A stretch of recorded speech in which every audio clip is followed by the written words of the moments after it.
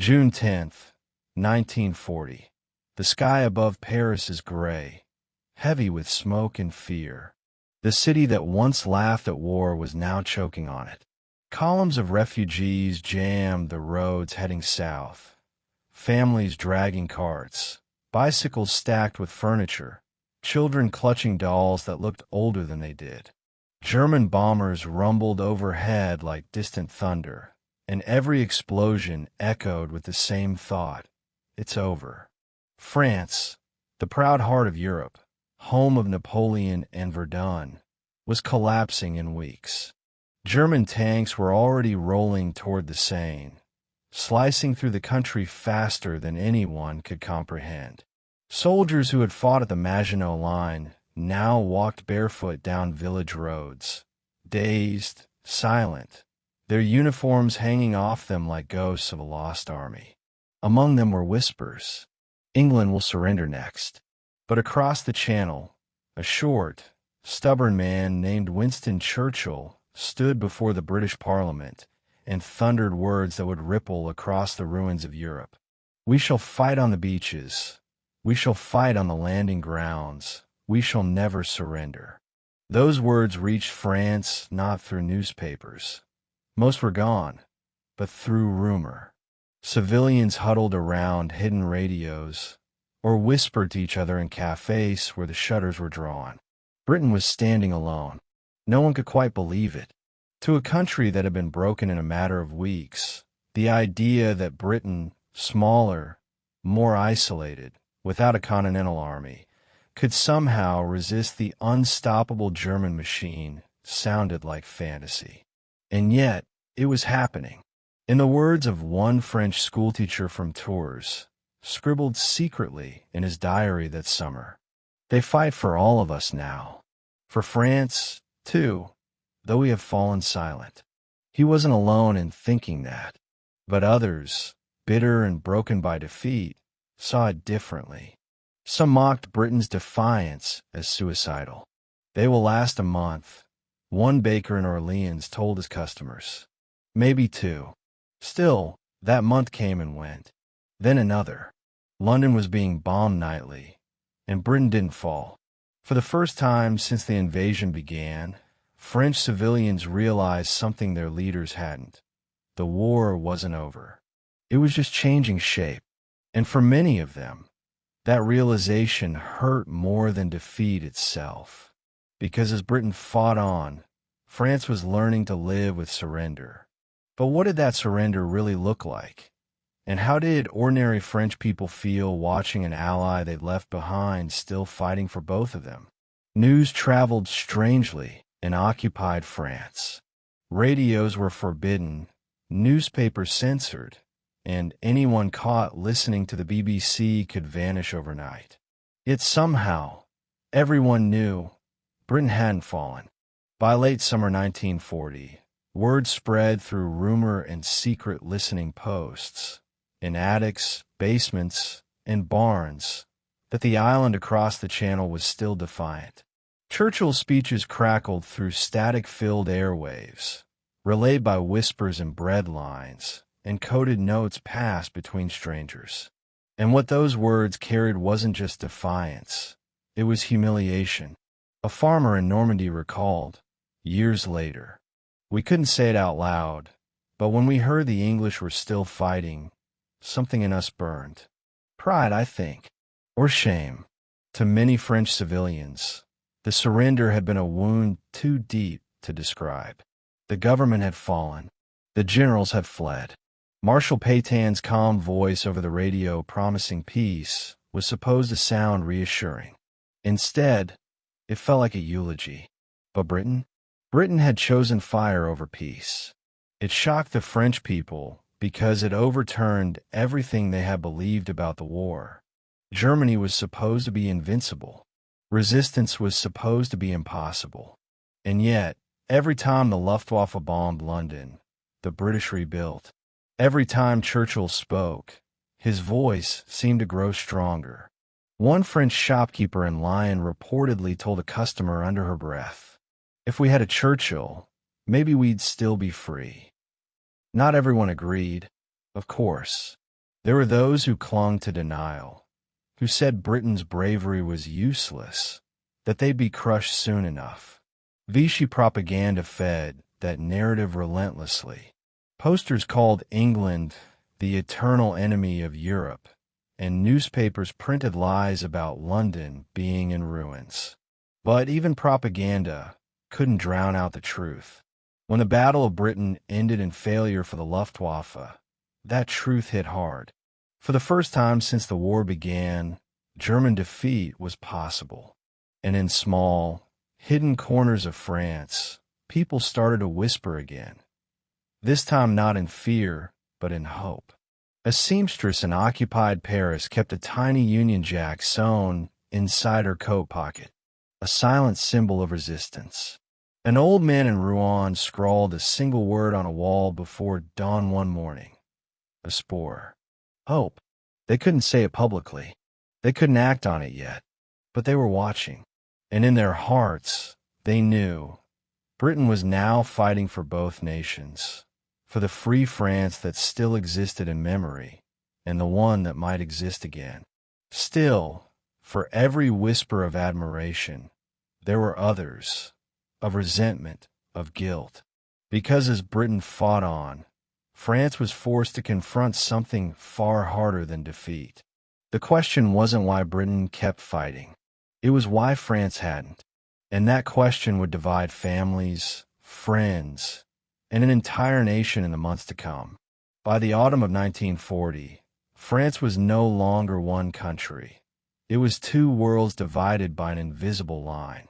North of the Loire lay the occupied zone, crawling with German troops. South of it, the Vichy regime promised order and honor, but most people knew what it really meant.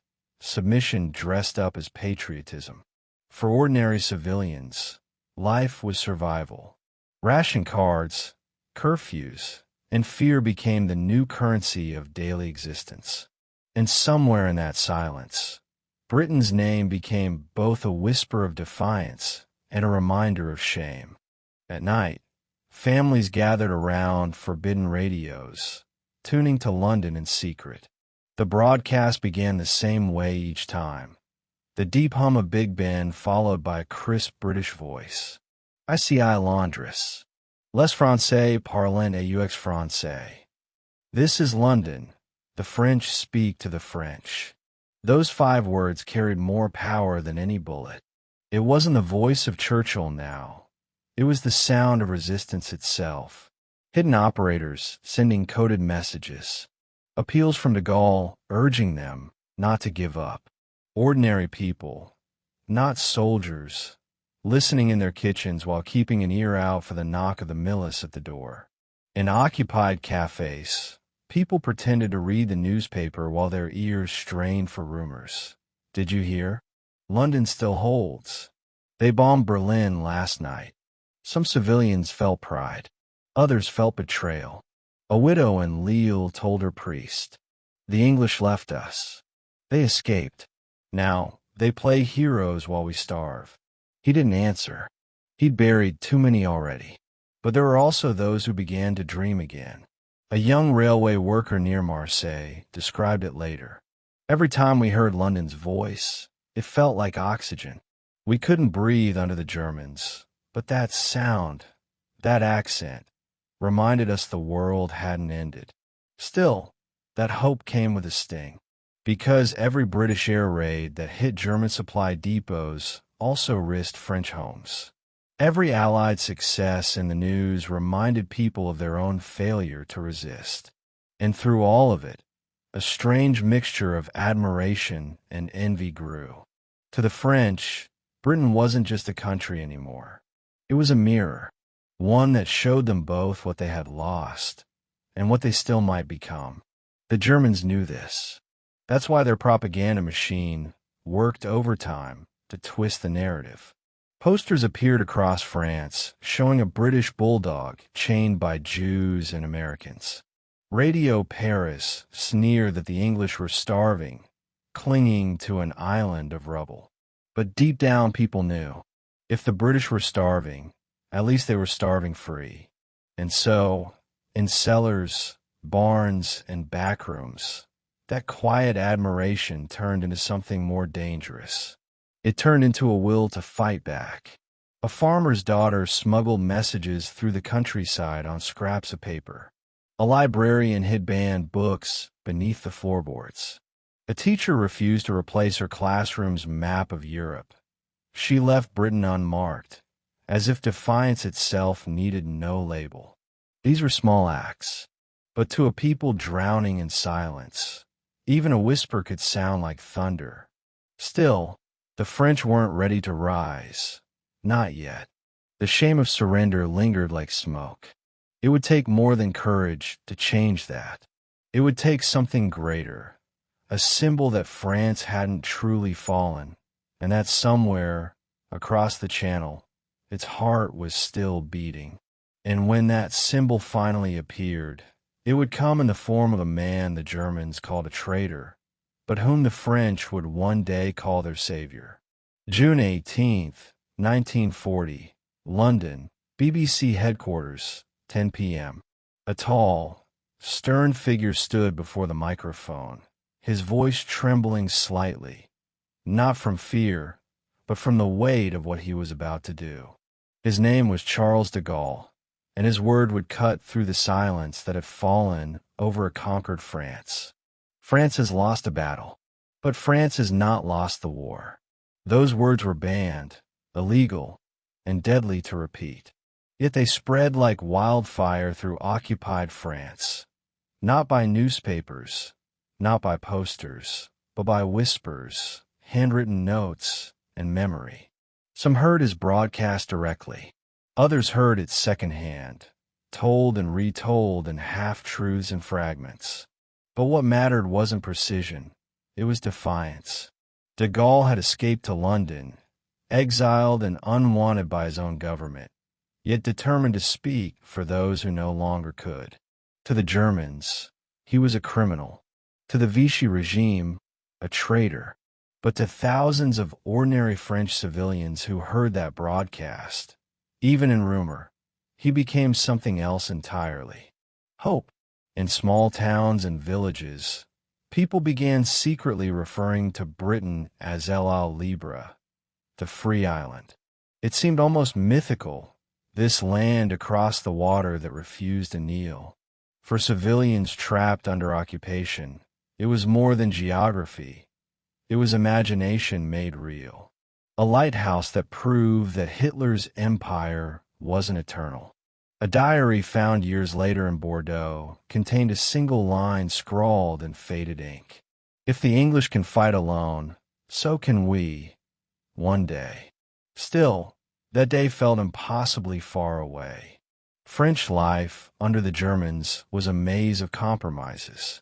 The Vichy regime spoke of honor and order, but its reality was collaboration, rationing, and silence. The French police worked alongside the occupiers. Resistance meant death, or worse, the deportation of one's family. And yet, the more France obeyed, the more Britain's defiance stung. Each Allied broadcast, each RAF raid, was a reminder that not everyone had bowed. In taverns, people whispered to each other in low voices, "The British, they're still fighting." A young mother in Dijon told her son, "When you hear the planes at night, pray they are English." To her, those engines were angels in the dark. Meanwhile, in Britain, the emotional gulf was just as wide. Many in London watched France's surrender with disbelief and bitterness. Civilians who had welcomed French soldiers only months before now felt abandoned. A report from Britain's Home Intelligence Division recorded the mood. Bewilderment and great anxiety. Resentment toward France's leaders, but sympathy for her people. It was a strange kind of mourning. Losing an ally, but not wanting to lose faith in her. And that delicate thread between pity and disappointment, between love and betrayal, would define how both nations saw each other for years to come. Because while French civilians were struggling to survive under occupation, Britain was paying in blood to remain free. And though they were separated by only 20 miles of sea, they lived in two different worlds, one conquered, one defiant. But soon, those worlds would collide again, because as France learned to live with surrender, small sparks of resistance were beginning to glow in the dark. And the people who once mocked Britain's defiance would find themselves fighting, in secret, in silence, to earn it back. But who were these ordinary men and women who risked everything to defy both Germany and their own government? Their story, and how Britain inspired it, would change the course of France's soul forever. By 1941, the air in France was thick with both fear and quiet rebellion. German posters hung from every corner, promising order and discipline, but beneath them, someone always managed to scrawl a single word in the night: resistance. It started small, a teacher refusing to salute a Vichy flag, a postal worker slipping British pamphlets into the mail, a farmer hiding downed RAF pilots in his barn. No one called it heroism. It was survival mixed with defiance, a way to feel human again in a country that had been told to obey. And through it all, the name that kept coming up in whispers wasn't Hitler's or Pétain's. It was Churchill's. To French civilians, he became a ghostly figure, not a man, but a symbol. The bulldog who refused to back down when the world seemed lost. The one who spoke words that felt impossible and somehow made them real. In the cafes of Lyon and Toulouse, when the BBC broadcast came through, people would lean close to catch fragments. Britain will never give in. Victory, whatever the cost. They couldn't clap, couldn't cheer. But sometimes they would exchange a look, a glance that said, if they can fight, maybe so can we. At the same time, Britain's bombers were crossing the Channel every night. For many French civilians, those engines meant two things at once: hope and terror. When the sirens wailed, people rushed to cellars, praying the targets were German convoys or factories and not their homes. Yet even then, when the dust cleared, some whispered with grim admiration, at least someone is still fighting them. It was a strange, painful kind of pride, one born for powerlessness. In occupied France, hope became a secret language. Resistance groups like Combat and Liberation began to form, printing underground papers that praised Britain and de Gaulle, smuggling British radios across the Pyrenees. One young woman, Lucy Aubrac, later said, "We didn't have weapons.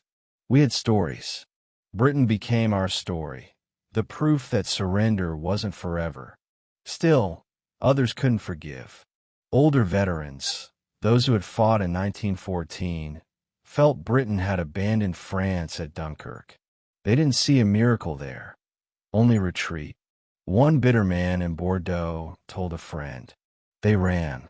We stayed. And now they lecture us on courage." But even he couldn't ignore what came next.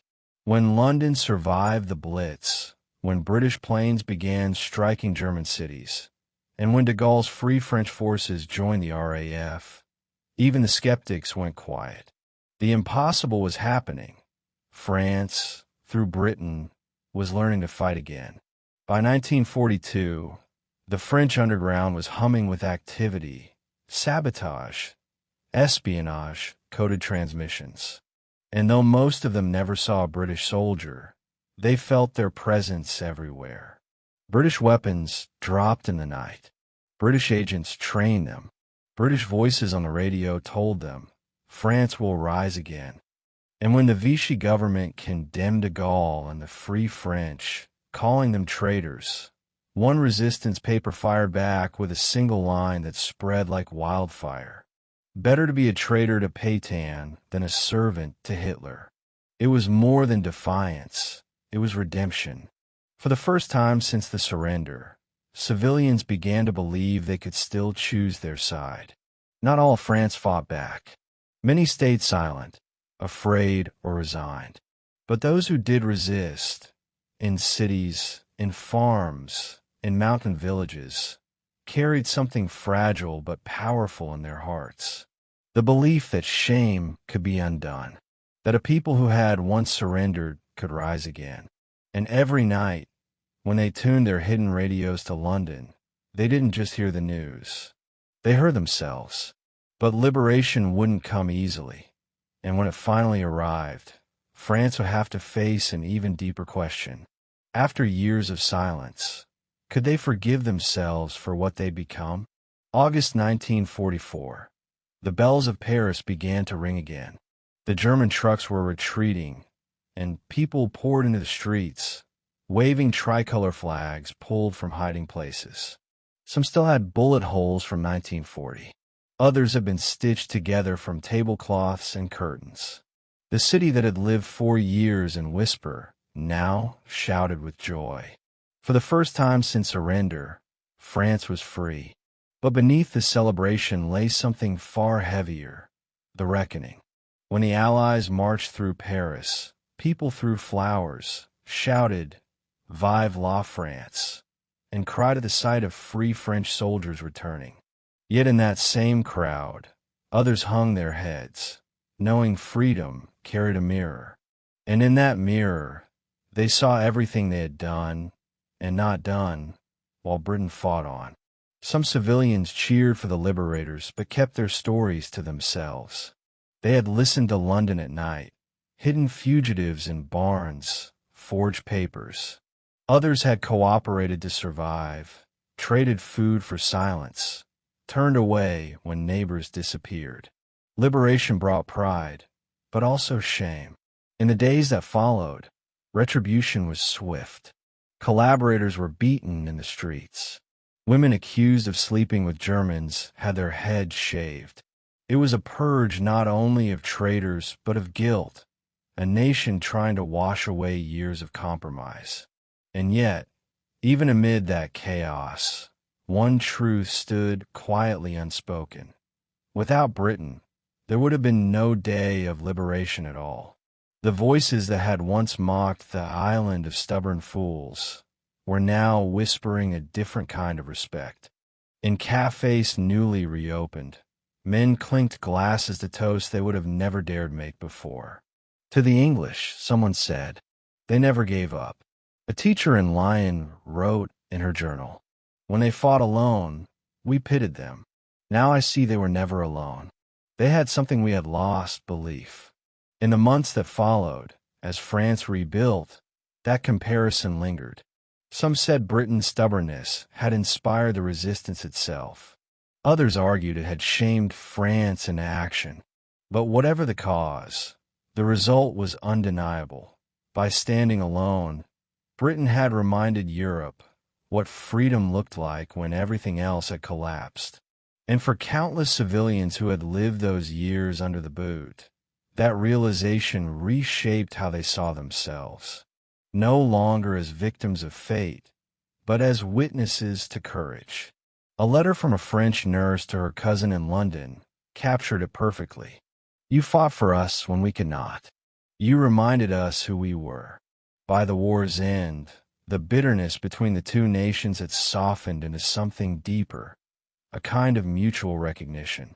Britain's endurance had kept France's dream alive, and France's eventual resistance had proven that spirit could be rekindled even after defeat.